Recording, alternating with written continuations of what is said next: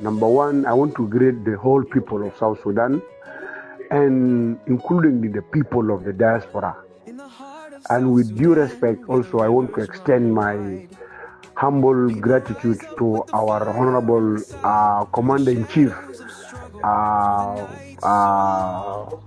Colonel Philfrey, and all the comrades who are in the High Liberation Council fighting together to ensure that we achieve the aim. Liberation,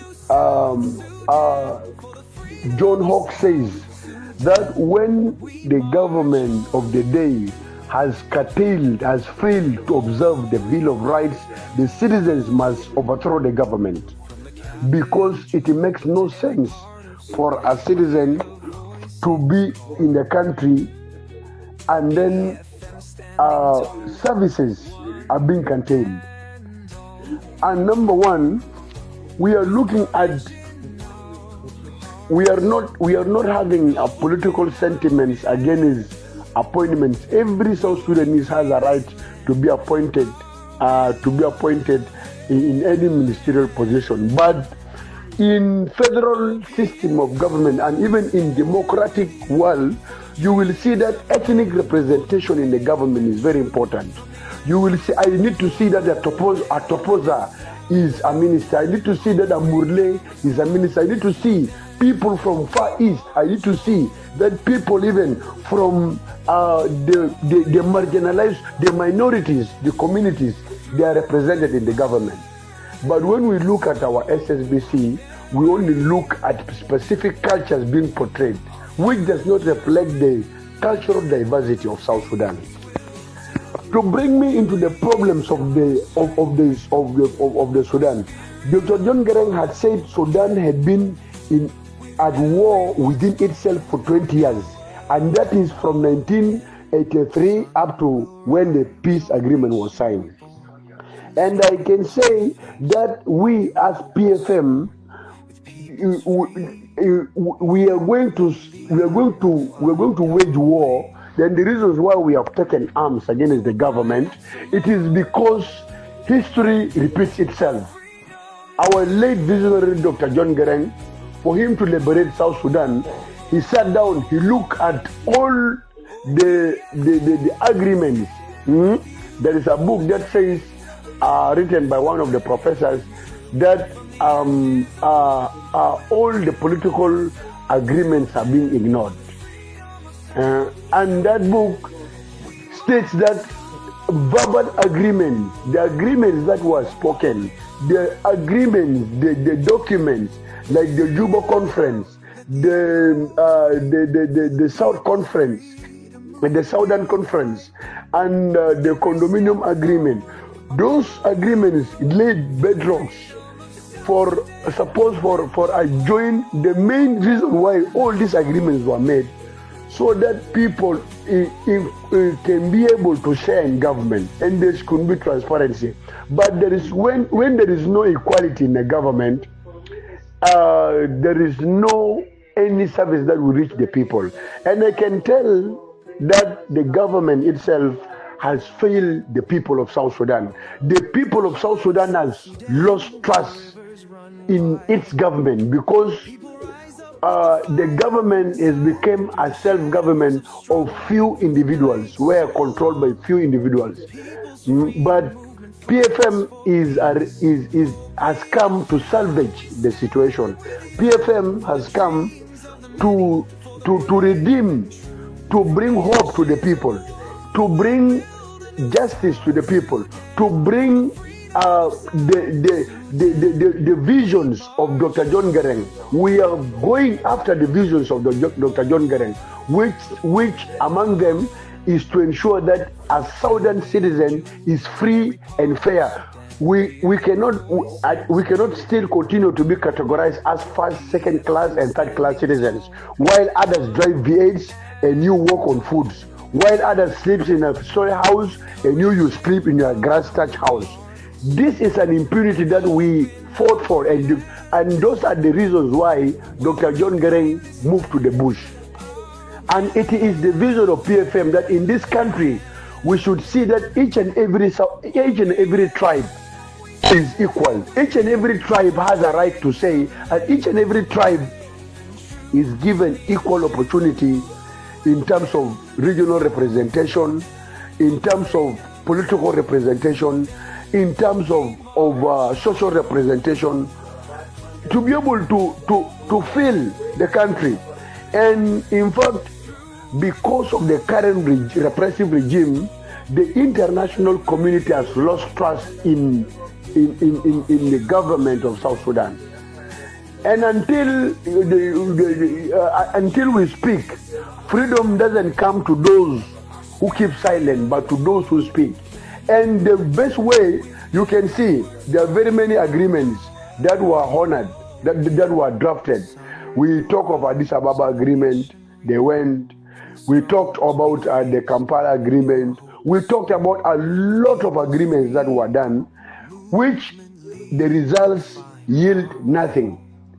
But the effect of the 1983 liberation struggle, when Dr. John Garang took arms and went to the bush, he actually showed the Arabs that there is a cause, that there is a need, that there is something that needs to be done. And that's why it led to the signing of the peace agreement. It brought vivid and concrete reforms in the country.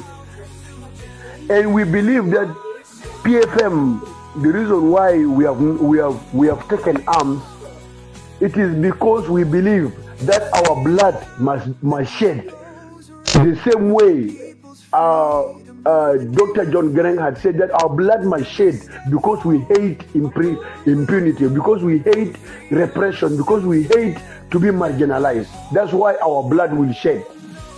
Because unless our blood sheds, there will be this country will continue to be ruled by hooks, by thieves, by people who doesn't have the country, and they have betrayed the country at last. And they are planting their children to take off from them, which will never happen. And we want to assure the international community that PFM is a movement that is there to liberate this country. And whether it takes what sacrifice, we are ready. Whether it takes with whatever way, we are ready. Whether it takes come rain, come sunshine, sleeping in a cold, going without food, in order to set our people free, we are ready. And the government must understand that PFM must not come to joke. PFM must come to put in actions. And if they think that because of the support they are getting from the neighboring country, they can be able to intimidate PFM, that is wrong. Sudan was supported by China, by Russia, by very many countries, but at the end of the day, it could not kill the spirit of liberation in the people. We will die because we hate repression. And that is a clear message for this time that I want to share. The reason why PFM has taken arms, because we have seen that dialogue has never yielded any fruit since the beginning and the genesis of this country. When you look at the Anglo-Egyptian Condominium Agreement of 1885, when you look at the Turco-Egyptian Agreement, when you look at all these agreements, the Juba Conference, the Rajab Conference, all this, the South Conference, all these conferences, when you look at them, they did not yield any fruit because they were political discussions. Today, for you to show somebody that you are having also power, he must respect you. You must either take up his knife, your knife, and meet him with his knife. And that's what we want to show the government. And we will not fear them, whether they are millions, whether they have tanks, whether they have aircrafts.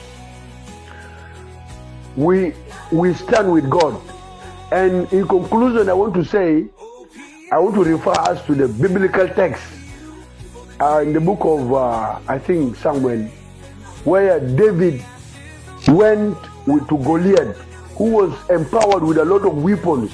He said, you come to me with all your weapons, with all your arsenals, with all your weapons, but I come to you in the name of the Lord that you have defiled. And this is a message to the government, that we are coming to the government in the name of the people, of the ordinary citizen, of Mama Nyandeng, of Mama Nyarwag, of Mama Rebecca, of Mama Keji, of Mama Yore, who suffers, who cannot even access food. We are coming to them in the names of these people, so that they can at least be free, so that they can have hospitals, so that they can have better, their children can go to better medical, so that scholarships are not distributed on tribal and political lines.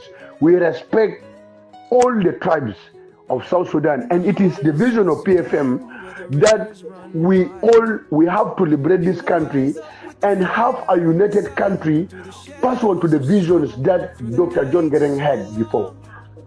So with this, I would beg to stop here, and this is a message I want to send directly to the general public, so that they know that PFM, the reason why PFM has taken this stance of armed struggle. Why did PFM took armed struggle?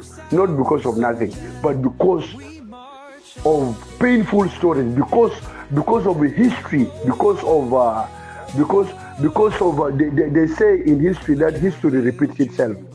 Dr. John Garang would have not liberated this country if he was talking with Mao, say peace talks, peace talks. No. Diplomacy will come only when fire is seen, and we must heed. Fire must burn. This is not a matter of joke. We have decided, and whether it's a matter of life and death, our life, our blood will shed because we hate oppression.